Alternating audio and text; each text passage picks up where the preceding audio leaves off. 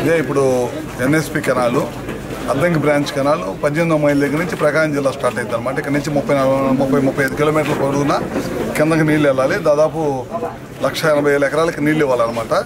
ఇక్కడ ఖచ్చితంగా మాకు 1200 క్యూసెక్కులు నీళ్ళు వస్తే కానీ కిందకి వెళ్ళవు.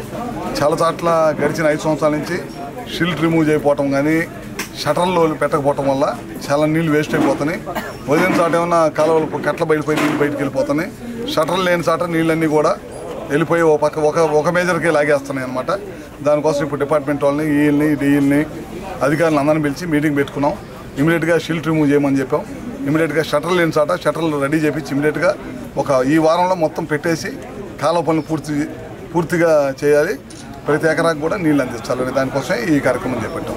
మన కాన్స్టిట్యూషన్లో ఉన్న రిజర్వాయర్లు ఉన్నాయి కదా, పోలేరు రిజర్వాయర్. అది ఇప్పుడు పోలేరు రిజర్వాయర్ కూడా ఒక రిజర్వాయర్ భూసేకరణ అయిపోయింది. అక్కడి నుంచి కాలువ చేయటం కార్యక్రమం, 2వ రిజర్వాయర్ కాలువ చేసే కార్యక్రమం అయిపోయింది. గడిచిన ప్రభుత్వం 2వ రిజర్వాయర్కి మేము కోర్టులో ఫైట్ చేసి కొట్టేపిస్తే మళ్ళీ రైతులకి సరైన నష్టపరిహారం ఇవ్వనందువల్ల మళ్ళీ రైతులు కోర్టుకు వెళ్ళారన్నమాట. మాకు ఏదైతే భూమికి మంచి నష్టపరిహారం ఇస్తే కానీ మేము ఇవ్వమని చెప్పి వెళ్ళారు. దాని మీద కోర్టు కూడా ఫాలోఅప్ చేస్తాము. వచ్చే సంవత్సరం ఖచ్చితంగా ఫస్ట్ రిజర్వాయర్కి, కొరిసిపాడులో ఉండే రిజర్వాయర్కి నీళ్లు పెట్టించే కార్యక్రమం అయితే మాత్రం వచ్చే సంవత్సరం పెడతాం. దాని కింద 85 కోట్ల రూపాయలు ముంపు గ్రామాలు ఉన్నాయి. 2 గ్రామాలు, కొరిసిపాడు కింద ఇంకో గ్రామం ఉంది, తూర్పాలెం ఉంది. అది కూడా ఈ సంవత్సరం దాన్ని కూడా తీసుకొని ఆ డబ్బులు చెల్లించి రైతులకి ఒక రిజర్వాయర్లో నీళ్ళు నింపుతాం.